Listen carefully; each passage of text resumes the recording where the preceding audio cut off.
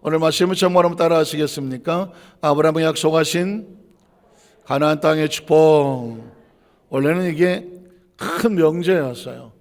오늘 첫째 날부터 마지막 넷째 날까지 아브라함 약속 가나안 땅 축복, 이게 큰 명제였는데 작은 제목을 붙인다고 하면 우리의 마음에 하나님의 마음으로 채워놓으시는, 바꾸어주시는 하나님 모습이 오늘 성경 속에 기록되어 있습니다.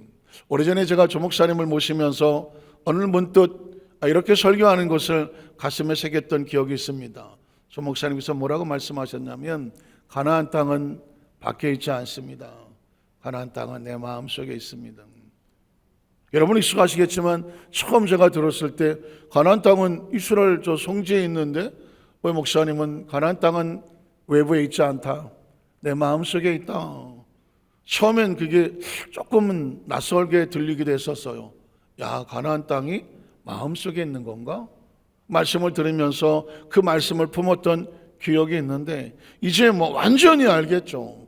말씀을 통해서 깨달아지는 것은 가나안 땅은 저 이스라엘 성지라고 지금도 그 땅을 차지하겠다고 치열하게 싸워야 되는 가슴 아픈 현실 속에서 예수를 구주로 믿는 저와 여러분은 가나안 땅은 외부에 있지 않습니다. 우리 마음속에 있습니다. 10명의 정탐꾼과 이스라엘 백성들은 가나안 땅에 들어가 7적설과 총 한 방, 칼 한 번, 화살 한 번 쏴보지 못하고 나가 떨어졌습니다. 그들이 싸웠나요? 장대같이 큰 거인들 앞에 밟혀 죽었나요? 아닙니다. 얼굴 한 번 본 적 없습니다. 요단강을 넘어가질 않았는데 뭐. 그러나 그들은 모두 피투성이로 광야에서 그들의 목숨을 잃었습니다. 왜 그랬을까요? 이미 그들은 가나안 땅에 들어가기 전에 가나안 땅에서 맞아 죽고 밟혀 죽고 처자식이 모두 죽은 모습을 미리 마음속에 그렸습니다. 이미 패배한 가나안 땅을 가슴에 품고 있었습니다. 그 패배자가 가나안 땅을 들어갈 수가 없었습니다. 하나님은 그들을 데리고 가나안 땅에 데리고 들어가 봐야 이미 패배해버린 그들에게 아무런 희망이 없었습니다. 40년을 스스로 죽을 때까지 기다릴 수밖에 없었습니다. 그러나 여호수아 갈렙은 달랐습니다. 뭐가 달랐나요? 마음이 달랐죠. 민수 23장 14장에 여호수아 갈렙은 그들과 마음이 달랐다라고 말하고 있습니다. 그 마음이 뭘까요? 그 마음속에 있는 가나안 땅을 바라보는 그 마음속에 가나안 땅이 달랐습니다. 10명의 정탐꾼과 그 300만은 패배의 가나안 땅을 가슴에 그렸습니다. 그러나 여호수아 갈렙이 바라보는 가나안 땅은 심히 아름다운 땅이었습니다. 심히 아름다운 땅, 하나님께서 우리에게 이미 주신 땅, 그들의 보호자는 이미 떠나버린 땅, 하나님께서 기뻐하시면 우리를 기꺼이 그 땅으로 인도하실 땅, 그들의 보호자는 떠났고 하나님 우리와 함께 하시느니라. 다만 야훼를 거역하지 말라. 그 땅은, 그들은 우리의 밥이다, 먹이다. 똑같은 가나안 땅을 바라보지만 여호수아 갈렙의 마음속은 가나안 땅은 축복의 땅이었습니다. 이런 사람이 가나안 땅의 주인공이 되는 겁니다. 이미 가나안 땅을 바라보고 피투성이로 전락해버린 그 300만, 안타깝지만 광야에 한 줌의 먼지로 다 사라져버리고 말았습니다. 이제 이해가 되시겠습니까? 가나안 땅은 외부에 있지 않습니다. 가나안 땅은 우리 마음속에 있습니다. 이미 이스라엘 백성들에게도 하나님은 가나안 땅은 외부에 있지 않다, 그리고 그 무서운 거인 같은 안악자손 험악한 땅은 가나안에 있지 않았습니다. 그들의 마음속에 있었습니다. 그래서 꿈쩍도 못하고 못 들어가는 겁니다. 오늘 성경에도 보면 그 가나안 땅은 과연 어디 있는 땅인가? 그 가나안 땅은 우리 마음에 주시는 축복의 하나님의 땅입니다. 창세기 12장 1절로 4절에 보면 하나님은 아브라함을 만났을 때 이제 머릿속에 눈 감아도 보이죠? 하나님께서 아브라함에게 이르시되 너는 너의 고향과 친척과 아버지 집을 떠나라. 고향과 친척과 아버지 집은 내 지나온 삶, 내가 하나님 오신 내 마음대로 자라면서 지금까지 왔었던 엄청난 내 마음에 아주 차곡차곡 쌓아놨던 쓴뿌리, 앙금, 억울함, 분노, 부정적인, 그리고 못한다, 안 된다, 뭐 계산, 착오, 이거 아마 끄집어내면 어마어마할 거예요. 이거 다 떠나고. 넌 절대 그런 존재가 아니야. 이제부터 너는 새로운 존재야. 새로운 땅. 한번 따라하시까? 이제부터 너의 삶은 새로운 땅, 새로운 존재, 새로운 가치, 새로운 마음이에요. 하나님의 축복은 새로운 마음에 주시는 것입니다. 마음이 새롭지 않으면, 마음이 달라지지 아니하면 어떤 것도 달라지지 않아요. 그래서 그 다음 절 계속 이어지면 하나님은 내가 너를 큰 민족을 이루고 더 이상 설명하지 않아요. 내게 복을 주어 네 이름을 창대하니 너는 복이 될 것이다. 뭐가? 마음에 너를 축복하자 내가 복을 내리고 너를 저제 내가 대조하리니 땅의 모든 족속이 너로 말미암아 복을 보는 재월 그려지십니까? 셀프 이미지네이션이라고 하는 자화상. 하나님은 지금 아브라함의 가슴에다가 하나님이 주신 축복의 자화상을 그려놓고 있는 겁니다. 이 마음을 채워놓고 계시는 것입니다. 이 말씀이 지금 여기서 선포가 되어지면 저와 여러분에게도 그림이 그려지는 것입니다. 하나님은 지금 저와 여러분의 마음속에 그림을 그립니다. 우리의 마음속에 사진을 찍고 있습니다. 이미지 메이킹을 하고 있는 것입니다. 셀프 이미지네이션 자화상을 그리는, 너는 이런 존재라고 마음에 그리라고 하는 겁니다. 들으라고 하는 게 아닙니다. 마음에 그려 놓는, 눈을 떠도 감아도 보이라고 하는 것입니다. 그래서 5절에 보면 아브라함이 어떻게 했어요? 말씀을 따라갔고 롯과 함께 갔으며 아브라함 하나님 떠날 때 75세 때라 마음에 그려지니까 가족을 데리고 움직이는 겁니다. 그런데 안타깝지만 롯이 기어들었다. 여러분 기억하십시오. 롯이라고 하는 하나님께서 그리지 아니한 것을 가슴에 품고 있으면 내가 내 마음대로 끄집어 놓은 것 결코 내게 옆구리 가시가 됩니다. 이걸 바로 빼버릴 수 있는 사람이 지혜고요. 이걸 끝까지 끌고 다니다가 결국은 그 가시에 찔려서 무너집니다. 14절로 18절에 보면 13장에 보면 롯을 쫓아내고 나서 롯이 떠나고 난 다음에 하나님 비로소 나타나셨습니다. 롯이 아브라함을 떠난 후에 야훼께서 아브라함에게 이르시되 너는 눈을 들어 너희 곳에 북쪽과 남쪽과 동쪽과 서쪽을 바라보라. 어딜 바라보면 눈으로 바라봅니까? 아니에요. 마음으로 바라보는 것입니다. 그래서 제가 어제 말씀드렸습니다. 내가 하나님께서 마음의 축복의 자화상을 가지면 동쪽으로 가면 동쪽에도 복을 받고 서쪽 가면 서쪽에도 복을 받고 북쪽에도 복을 받고 남쪽에서 받는, 어디로 가야 될까요? 동서남북 이거 하지 않습니다. 내가 하나님의 말씀과 규례를 지켜 삼가 행하면 네가 성에 가면 성이 네 안에 복의 터전이 될 것이고 들에 가면 들의 터전이 될 거다. 어디 가서 기웃거리지 말하는 겁니다. 자, 그러면 오늘 성경서로 들어갑니다. 하나님께서는 다시 아브라함의 마음을 바꿔놓습니다. 첫 번째로 아브라함에게 가나안 땅을 주려고 인도하신 하나님, 자신의 정체성. 하나님께서 우리에게 자신의 정체성을 들어. 내가 누군지 알아? 내가 누군지 알아? 근데 마지막에 하나님은 자신의 존재를 말합니다. 자, 아브라함이 생각하고 있는 상속자를 보겠습니다. 생각이라고 말하면 기억하십시오. 마음이에요. 하나님은 지금 아브라함의 마음속에서 너 어떤 생각을 가지고 있니? 그 생각을 밟습니다. 그 생각이 와서 하나님 생각이 아니면 그 생각을 지워버리고 하나님의 생각으로 새로 집어넣는 것입니다. 자, 창세기 15장으로 가보겠습니다. 이후 야훼의 말씀이 어디 중에 나타납니까? 하나님은 환상적이 나타날까요? 왜 하나님은 눈에 보이지 않을까요? 하나님은 영이시고 4차원의 하나님이시잖아요. 우리 눈에 보이지 않아요. 하나님 눈에 보이는 존재가 아닙니다. 하나님은 어디에 말씀하실까요? 우리 마음에 말씀하십니다. 인간이 가지고 있는 육체는 3차원적인 존재잖아요. 그런데 이 3차원적인 존재가 4차원과 통할 수 있는 놀라운 기능이 하나 있는데 그게 뭐냐? 마음이에요. 마음입니다. 마음의 생각이 있죠. 마음의 꿈이 있습니다. 마음의 믿음이 있습니다. 마음을 바깥으로 소리로 나오는 게 언어입니다. 그래서 조 목사님이 4차원의 영성을 말하는 이 4차원에 말하는 마음에서 나오는 생각, 꿈, 믿음, 언어는 다 어디서 나오냐면 마음에서 나오는 거예요. 그러니까 하나님은 저와 어디서 만나냐면 마음에서 만납니다. 그리고 그 마음이 우리의 운명을 바꿔놓습니다. 마음에서 꿈을 꾸고 마음에서 생각을 하고 마음에서 믿음이 생기고 마음의 소리가 바깥으로 튀어나오는 게 confession, 고백이 되는 것이거든요. 그러니까 하나님은 저와 여러분을 만나려면 어디서 만나냐면 마음에서 만날 수밖에 없어요. 그래서 여기 있다 저기 있다 하지 않는다. 천국은 너희 안에 있고 성령은 우리 마음에 계신다고 하는 것은 우리의 마음의 그 공간 속에 계신, 이 공간은 시간과 공간을 초월하지만 우리 가운데는 상황이에요. 거기를 하나님은 환상 속에 만나고 이상 속에 만나고 꿈 속에서 만나는 거예요. 그래서 아브라함에게 말 이르시되 이렇게 말합니다. 아브라함아 두려워하지 말라. 나는 내 방패여 너희 지킨 삶. 하나님은 저와 여러분의 마음속에 하나님에 대한 인식을 어떻게 두기를 원하느냐. 그게 하나님의 문제예요. 하나님의 고민이 뭐냐면 이 4차원의 하나님의 존재를 3차원의 인간이 가지고 있는 머릿속에 생각 속에 의식 속에 하나님을 어떻게 새겨 놓아야 될지 그게 고민인 거예요. 이제 막 태어난 어린 꼬마에게 며칠 안 된 아이에게 내가 네 헤렙이다. 이거 어떻게 설명해야 돼? 할아버지가 뭔지 어떻게, 내가 할머니야. 이거 어떻게 설명해? 저 고민이에요.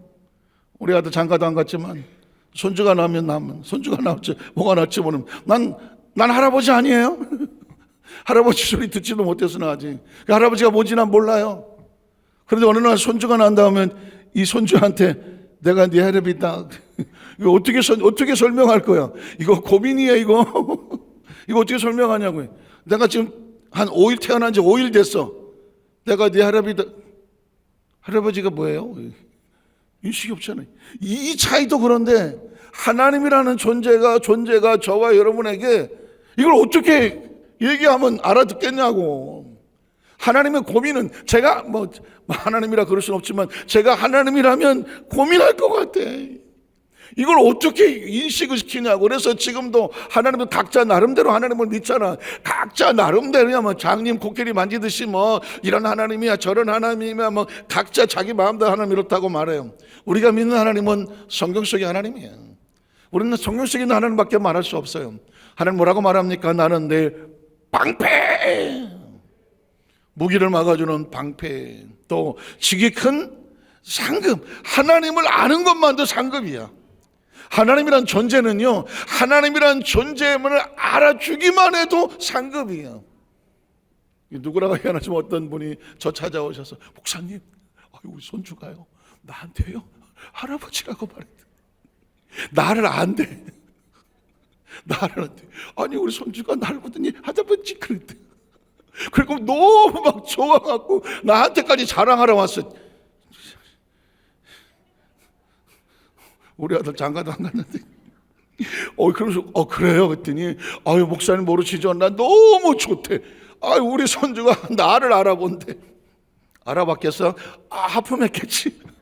어쨌거나 하나님이 우리가 하나님을 알아본다? 하나님이 네가 날 알아봐? 하나님을 아는 게 상급이에요. 난 너의 방패야. 너의 지게 큰 상급이야. 계속 이어집니다. 아브라함이 주 야훼여 무엇을, 잘 들어보십시오. 이 아브라함은 도대체 그 마음속에 어떤, 아브라함의 마음을 훔쳐볼게요. 아브라함의 마음에 도대체 뭐가 있을까요? 아브라함이 이르되 주 야훼여 무엇을 내게 주시리 하나이까. 여기까지는 뭔가 기대는 것 같지만 그 다음 얘기를 들어보면 풀도 없고 기대도 없고 의욕도 없고 난 자식이 없습니다.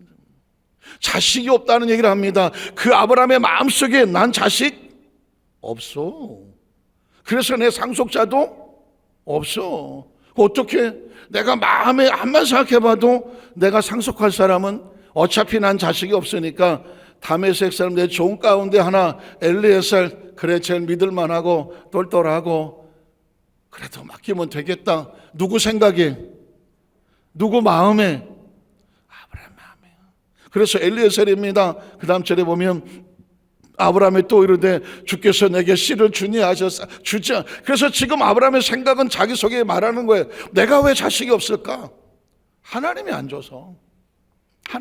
이게 아브라함의 생각이에요. 여러분 글로 보지 말고 생각으로 보십시오. 아브라함 마음에 가득 찬 게 지금 바깥으로 튀어나온 거예요. 난 자식도 없고 후계자도 없고 그래서 다메섹 사람 엘리에셀이나 그냥 해야지. 그리고 그게 내가 왜 자식이 없을까? 내 잘못은 아니야. 하나님이 씨를 안 주셨으니까 내 자식이 없어. 자식이 없으니까 어떻게 해야 돼? 할 수 없지 뭐. 내 집에서 기른 자가 내 상속자야. 이게 지금 아브라함의 마음이에요. 생각이에요. 그러고 있는데 하나님이 와서 내가 너의 지킨 방패요 상급자다 그랬더니, 상급이다 그랬더니 무슨 말 하시려고 그러세요? 난 아무것도 없는데요 하면서 아브라함의 마음을 툭 하나님 앞에 내려놓았습니다. 자, 그러면 아브라함의 마음을 듣고 하나님 거기다 대고 뭐라고 말했을까요? 하나님의 마음을 보겠습니다. 하나님께서 생각하고 있는 상속자, 하나님의 마음은 어떻습니까? 자, 야훼의 말씀이 그에게 임하여 이르시되, 하나님 말씀은 우리 가운데 어디 가운데 임하신다고요? 우리 마음속에 오셔서 하나님의 마음을 채워주시는 거죠. 언젠가 제가 그런 얘기 하지 않았어요? 전 강단에서 제가 말하는 제 설교의 철학은, 철학이라 그렇지만 제가 설교에 대한 정의는 하나님의 마음이다. 성경을 읽다가 하나님의 마음을 가슴에 품고 마음의 인사이트, 영감을 하나님 주시면, 메시지를 주시면 강단에 올라서서 전 그대로 하나님의 마음을 여러분에 전하는 거예요.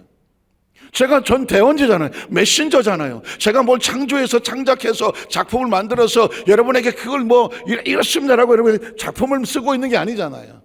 성경 속에 있는, 본문 속에서 말씀하고 있는 The Bible say, 하나님 성경을 말씀하시기를, 하나님 말씀을, 그 마음을 품어서 그 마음을 가지고 여러분에게 그 마음을 전하려고 몸부림을 치고 있잖아요.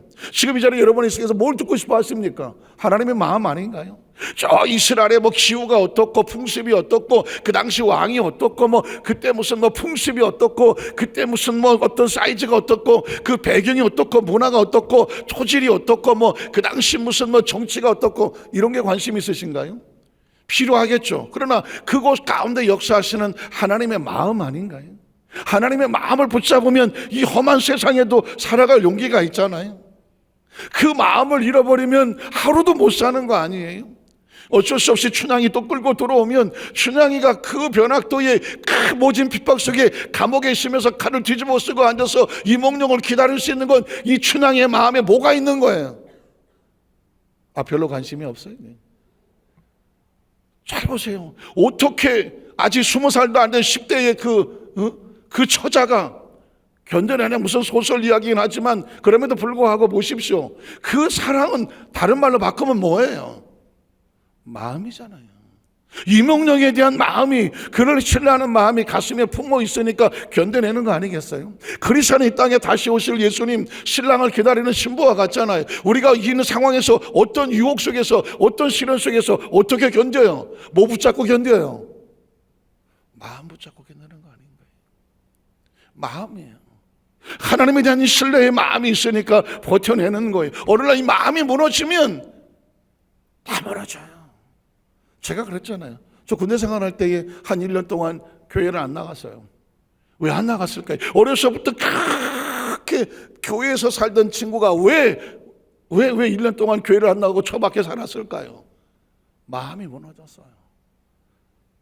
정말 간절히 원하던 어떤 소원이 하루아침에 묵사발이 나고 깨지는 가운데 제가 버텼던 마지막 하나님에 대한 신뢰가, 하나님은 신실하지만 내가 붙잡았던 그 신뢰가 연약하여 무너졌어요. 마음이 무너지니까 신앙 무너진 건 잠깐이고요. 피투성이가 나가 떨어졌어요. 그 마음이 회복되기까지 얼마나 많은 눈물의 시간을 보냈는지 몰라요. 성경은 하나님 우리에게 다른 얘기 하잖아요. 우리 여덟수만자 개성들 가슴 속에 우리가 붙잡아야 될 것은 하나님의 마음이에요. 그래서 오늘 이런 아브라함의 마음 속에 하나님의 마음을 주시죠. 그 사람은 내 상속자가 아니다. 하나님의 마음이에요. 자, 아브라함을 향한 하나님의 마음. 그 상속자 아니야. 내 몸에서 날짜가 내 상속자가 되리라. 누구의 마음이에요? 하나님의 마음이에요. 아브라함의 마음과 상관없는 하나님의 마음이에요. 내 상속되리라 하시고 그 다음 절에 보면 그를 이끌고 밖으로 나가서 이러시되, 자, 그를 이끌고 밖으로 나갔다? 그럼 어디 있었어요? 텐트 안에, 장막 안에. 그 당시 유목민들이니까 텐트 장막 안에 있었어요. 불도 없어요. 컴컴한 곳에서 앉아서 난 자식도 없고 후계자도 없고 그래서 내 종이나 엘리에스나 세울 것이고 하나님이 안 주셨으니 어쩔 수 없고 그거라도 믿고 살아야지 이러고 컴컴하고 있는 아브라함의 마음속에 바깥으로 튀어나가. 컴컴한 데 있지 말고 튀어나가. 그리고 밤하늘에 뭐를 바라봐라? 별을 바라봐라. 밤하늘에 빛나는 별을 바라봐라. 셀 수 있나 셀 수 없나? 셀 수 없습니다. 그래? 네가 앞으로 받을 너의 미래가 밤하늘의 별처럼 수없이 많이 밝을 것이다. 빛날 것이다. 이해가 되세요? 지금 별 이야기하고 있지 않아요? 밤하늘 이야기하고 있지 않아요? 오늘 저와 여러분의 마음속에 하나님께서 저와 여러분을 향하여서 하나님의 마음을 비춰주고 있는 것입니다. 여의도 순복안석회 모든 성도 여러분이요, 여러분의 마음속에 묵고있는 그 텐트에서, 어둠에서, 아픔에서, 상처에서, 계산에서, 생각에서 빠져나오시오. 눈을 감아 저 하늘에 빛나는 하늘의 별을 바라보십시오. 하나님은 저와 여러분의 마음속에, 미래 속에 하늘의 별처럼 빛나는 미래를 채워주고 계시는 것. 저와 여러분의 미래는 하늘의 별처럼 빛나는 존재라고 하나님은 준비하고 있는, 이것을 바라보지 않으니까 별은 여전히 빛나고 있었지만 텐트 안에 갇혀 있으니까 내 미래는 캄캄해 보이는 거죠. 그런데 그 캄캄한 의식에서 나와서 밤하늘을 바라보니까 내 미래는 하늘의 별처럼 빛나는 겁니다. 한번 따라하실까요? 나의 미래는 하늘의 별처럼 빛이 납니다. 혹시 반딧불이라는 노래 아세요? 아시는 분은 한번 들었어요? 아셨네.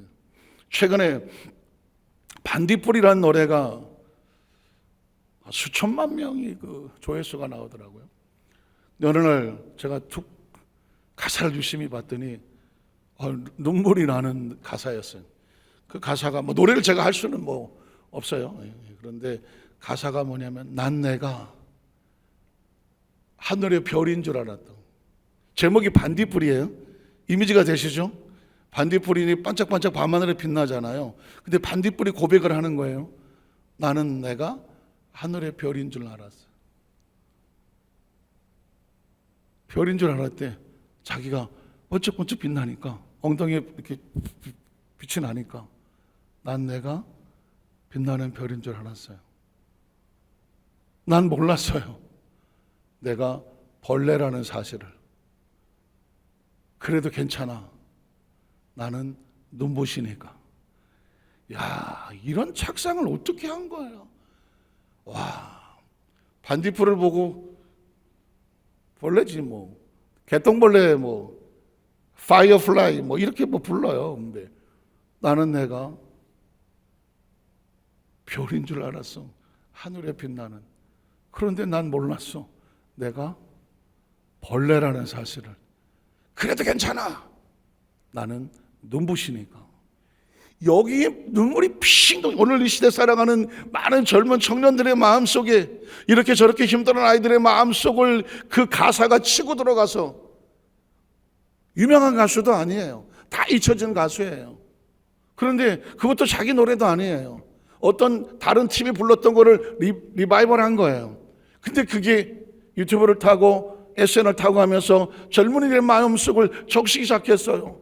내 인생은 벌레 같은데, 아무도 알아주지 않는데, 외롭고 쓸쓸하고 힘든데, 자신의 마음속에 벌레라는 자화상을 가지고 직장도 그렇고 결혼을 해야 되나 마나, 결혼해도 애를 낳아야 되나 마나, 이러고 살아가는 그 존재인데 반딧불 노래가 그들의 마음속을 터치하기 시작했어요. 난 벌레인 줄 알았는데, 그러나 난 괜찮아. 눈부시니까. 하늘에서 떨어지는 별인 줄 알았어요. 소원을 들어주는 별. 난 몰랐어요. 내가 개똥벌레라는 사실을. 그래도 괜찮아. 나는 빛나게 사니까. 야, 벌레인데 엉덩이에 불 좀 뻗쩍뻗쩍 난다고 괜찮아. 내 인생은 빛나니까. 제가 문득 이런 생각이 들었어요.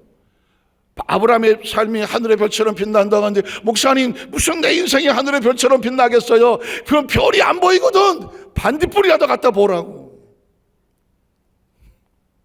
반딧불이라도 내 마음속에 가득 비춰놓으라고요. 그리고 이렇게 말해요. 난 괜찮아. 내 인생은 눈부시니까. 성경은 저와 여러분에게 아브라함은 자식도 없고 아무것도 캄캄한, 어떻게 보면 그런 차원의 벌레같이 초라해서 장막의 텐트 안에 갇혀서 모든 걸 다 상실하고 포기하고 있었던 그에게 하나님께서 그 집안에서 나가서 밤하늘의 별을 바라봐. 넌 벌레가 아니야. 앞으로 너를 태어날 자식은 하늘의 별처럼 많을 거야. 네가 받을 축복은 별을 카운트레스 세울 수 없는 것처럼 네가 받을 축복은 셀 수 없을 거야. 그러니까 하나님은 저와 여러분의 마음속에 하나님의 마음으로 채워주시는 거예요. 이게 가나안 땅인 거예요. 이게 약속의 땅인 거예요. 예수 믿고 하나님의 자녀가 되면 뭐가 달라지냐? 자화상이 달라지는 거예요. 내 본질이 달라지는 거예요. 내가 세상에 살면 조건 놓아도 다른 게 없어 보이지만 나라는 본질 자체가 달라지는 거예요. 하나님이 눈부시게 만드시는 거예요. 그게 하나님을 만나면 우리의 미래가 달라질 것을 하나님께서 펼쳐주는 거예요. 또 그에게 이르시되 내 자손이 이와 같을 것이다. 아브라함이 야훼를 믿었다. 믿음이란 이렇게 처절한 거예요. 벌레인데 야, 괜찮아, 내 인생은 빛나니까. 겉으로 봐서 나라는 존재는 현실은 뭐 똑같을 것 같잖아요. 그러나 기억하십시오. 하나님의 약속이 내 인생에서 빛을 난 거는, 내가 믿는 건 하나님의 약속의 말씀이에요. 하나님에 대한 신뢰하는 거예요. 그게 그 말씀을 내가 믿고 나가면 그게 나를 빛나게 할 거라고 믿고 끝까지 그 줄을 붙잡고 놓지 않는 거예요. 그게 믿음이라고 하는 거예요. 그랬더니 하나님께서 이를 그의 무엇으로 여기더라? 의로 여기시는 거예요. 착한 일을 막 해서 의로워지는 것이 아니라 피조물이 창조주를 인식하고, 하나님, 난 창조주를 믿습니다. 나라는 피조물이라는 존재가 창조주에서 빛날 것을 나는 확신합니다. 결코 의심하지 않습니다라고 하나님을 믿어주면 하나님께서 말하는 그게 의라고 말하는 거예요. 창조주가 피조물에게 원하는 게 뭐예요? 딱 하나 아니겠어요? 나는 당신의 손에 의해서 만들어진 존재인 것을 믿습니다. 이거예요. 뭐 아까 그 할아버지 얘기했지만 어떤 아버지는 그래요. 왜 그런 얘기를 나한테 와서 자랑하는 거야? 목사님, 우리 손주가요 나한테 왔을 때 할아버지, 자기 할아버지라고 불렀대. 근데 얼마나 기분이 좋은지 모르네. 족구하러 가면 어떤 목사님은 핸드폰을 여기다 대면서 족구를 했어. 그러나서 물어보지도 않았는데, 아니, 우리 손주가 아침마다 전화해서 자기한테 노래 불러준대. 그러면서 족구를 하면서도 우리 손주가 나 노래 불러주겠다고 입이 벌어져 이러면서 족구를 하고 있어. 야, 그렇게 좋을까? 그렇게 좋을까요? 좋을게요. 하나님 우리에게 원하는지 뭔지 아시겠어요? 하나님을 존재를 인식한다는 건 이건 엄청난 축복이에요. 아까 불렀던 하나님의 부르심이라고 그랬는데, 성령이 아니고는요 하나님을 인식할 수가 없어요. 이 모든 핸드폰에 이 수신기가 없으면 공중에 나가는 이 전파를 받아서 영상이든 음성이든 인식해낼 수가 없어요. 신앙이란 뭐냐? 하나님이란 존재를 인식해서 그분이 내 속에 영상으로 들어오고 그 문자로 들어오고 음성으로 들어오는 거예요. 그 하나님과 소통하고 교제하는 거예요. 가끔 길거리 보면 미친놈들 많지 않아요? 혼자 막 떠들고 막 가지 않아요? 옛날에 다 미친놈처럼 모여서, 왜냐하면 아무도 없는데 뭐 혼자 막 떠들고 막 가잖아요. 요즘은 또 조그만 이게 블루투스 같은 거 써서 뭐 저 혼자 가는데 뭐 시실거리질 않나, 뭐 이러질 않나. 왜 그래요? 눈에 보이지 않지만 음성이 수신이 되고 고통하고 있는 거예요. 넌 크리스천들이 보면 다 미친놈으로 보잖아요. 뭘 기도하고 찬양하고 자기네들은 앞만 봐도 이게 이해가 안 되는 거예요. 그렇지만 우리는 하나님과 영상으로 통하고 음성으로 통하고 문자로 통하고 교통하는 수신기가 있는 거잖아요. 그 예수를 어떻게 믿었는지 우리가 모른다니까. 여러분 핸드폰에 가지고 어떻게 수신되는지 알아요? 어떻게 영상이 들어오는지 기계적으로 기술적으로 어떻게 되는지 다 알고 하세요? 대충 그러겠거니 하고 뭐 그 정도 기술 인식은 가지고 있지만 사실 내 핸드폰에서 어떤 작동 어디서 하고 있는지를 잘 모르잖아요. 하나님이라는 인식이 그렇잖아요. 우리가 하나님을 믿기는 믿지만 내가 어떻게 예수를 믿고 있는지, 내 기도가 어떻게 하나님께 교통이 되는지, 그분이 어떻게 나에게 터치가 되는지, 말씀이 어떻게 나에게 말씀을 들을 때 왜 내 영이 반응하고, 다른 건 모르겠는데 내 영이 울컥거리지는 않나, 그 마음에 소망이 생기지는 않나, 이런 역사가 왜 나타나냐고요. 이건 하나님 안에서 성령이 주시는 신비로운 일이에요. 예수 믿는 건 신비 자체고요, 기적 자체고, 하나님 역사하시는 건 신비와 기적일 수밖에 없는 거예요. 아브라함이 하나님을 믿었다. 그래서 믿음이란 단어만큼 신뢰라는 단어가 없어요. 기가 막힌 신비로운 단어인데 하나님은 딱 그거 하나 보고 뭐라고 말하냐면 의로운 존재, 의라고 여겨지는 거예요. 그런 의미에서 예수를 구주로 믿고 자녀된 존재를 향하여 의의 축복을 부어주시는 것입니다. 7절에 보면 계속 이러십니다. 또 이르시되 나는, 이게 이제 오늘 15장 1절로 7절의 핵심 포인트예요. 이렇게 말씀하시고 하나님 말씀합니다. 내가 누군지 알아? Who am I? 하나님은 자신의 모습을 보여줍니다. 내가 누군지 알아? 나는 말이야, 이 땅을 너에게 주어서 너에게 소유를 삼게 하려고 너를 저 갈대한 우리에서 끄집어낸 하나님이야.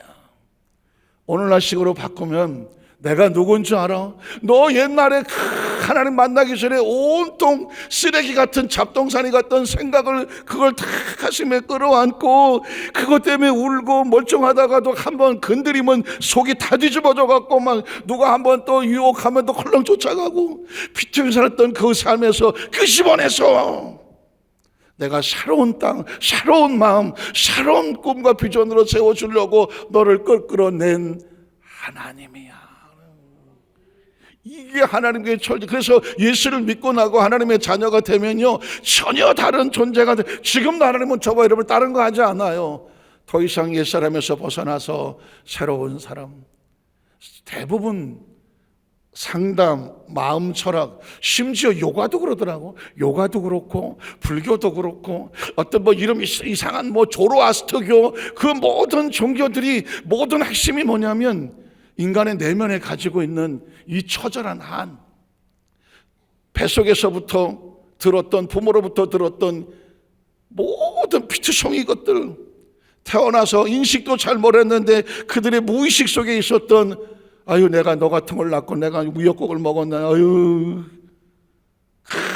자기를 향했던 공격적인 언어들, 살면서 부부간에 싸우면서 빚어놨던 그 불안하고 떨렸던 그 마음들, 부모들이 그냥 무심코 던져지는 말 한마디에 어린아이가 그걸 가슴에 끌어안고 무슨 뜻인지도 모르고 불안에 떨었던 그 아픈 상처들, 사는 과정 속에서 알게 모르게 들어왔던 모든 아픈 기억과 의식과 잠재의식들.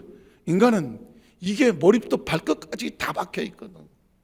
이 흔적들이 그대로 가슴에 있거든, 의식에 있거든, 뇌에 있거든, 신경에 있거든, 오죽하면 피부에 모든 기능에 덕지덕지 붙어 있거든. 그러니까 이게 조금만 힘들어도 얘네들이 반응을 하거든. 이 불교에서 업보라고 말하고 또 뭐 카르마라고 말하고 이런 것들로부터 어떻게 인간이 나올 수 있을까? 그래서 명상을 해라, 요가를 해라, 가서 면벽을 해라, 무슨 삼보일배를 해라, 뭐 여러 가지 같은 것을 갖다 놓지만 그 마음을 바꾸는 것은 다른 어떤 걸 바꿔지지가 않아요. 잠시의 위로와 소망을 했을지 모르지만 근본적인 마음을 바꿀 수 있는 건 이 마음의 심령은 예수 그리스도의 땅에 우리 안에 들어오셔서 그 지나간 모든 삶을 다 청산해 주셨다고 하는 새로운 자화상이 들어와요. 예수 우리 십자가는 그래서 우리에게 자화상을 바꿔주는 거거든. 죄인이 의로워지는, 예수를 하나님을 인식함으로 말미암아 의로워지는 거거든. 우리의 지나간 과거에 대한 피투성이 트라우마에 있어서 예수님께서 우리에게 저가 채찍에 맞음으로 너희가 남을 입었다는 새로운 치유에 대한 자화상을 주시는 겁니다. 축복의 자화상을 주시고 이 땅의 삶으로 끝나는 천국에 대한 자화상을 주심으로 말미암아 우리 마음에 담대하게 살아갈 수 있는 건 난 이제 새로운 자화상을 하는 거예요. 새로운 존재거든. 스스로 자기를 자존스럽 존경할 수 있는 셀프 이스팀, 스스로 자기를 리스펙트할 수 있는 그런 존경할 수 있는 자존감이 생겨나는, 그렇게 살면은 지나간 과거가 어쨌든 누가 나한테 뭐라고 그랬든 전혀 거기에 흔들리지 아니하고 비가 오면 울고 뭐 바람 불면 쓸쓸하고 아니죠. 마음에 늘 평안하고 감사함으로 살아갈 수 있는 이 아주 도도하고 여유만만하고 위풍당만하고 패기만만할 수 있는 영적 상태, 마음의 상태를 유지할 수 있는, 이걸 가지고 살아가는 사람은 살아도 주를 위해서고 죽어도 주를 위해서도고 사나 죽으나 우리는 주의 것이라고 하는 담대한 고백을 해낼 수 있는 것은, 하나님이란 어떤 분이냐, 나를 내 지나간 모든 피투성의 상처 아픔에서 끄집어내서 새로운 삶의 모습으로 살아갈 수 있도록 너에게 이루려고 끌고 온 하나님이다. 그 하나님에 대한 인식이 있으니까 그 하나님에서 나는 전혀 새로운 존재로 변화되었다는 거죠. 이 인식을 가지고 있으면 세상에 누가 나를 두렵게 하겠습니까? 세상에 누가 나를 쫄게 하겠습니까? 세상에 누가 나를 겁박하겠습니까? 세상에 누가 나를 위축시키겠습니까?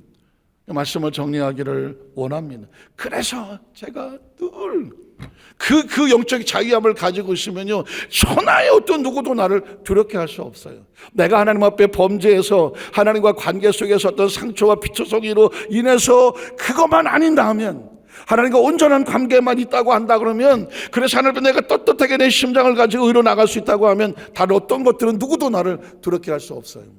내 스스로 나를 상처 입히지 않는 한 나는 누구에게도 상처받지 아니할 수가 있는 거예요. 그 영적 상태를 가게 하기 위해서 하나님은 자신의 존재를 뒤집어내 주는 거예요.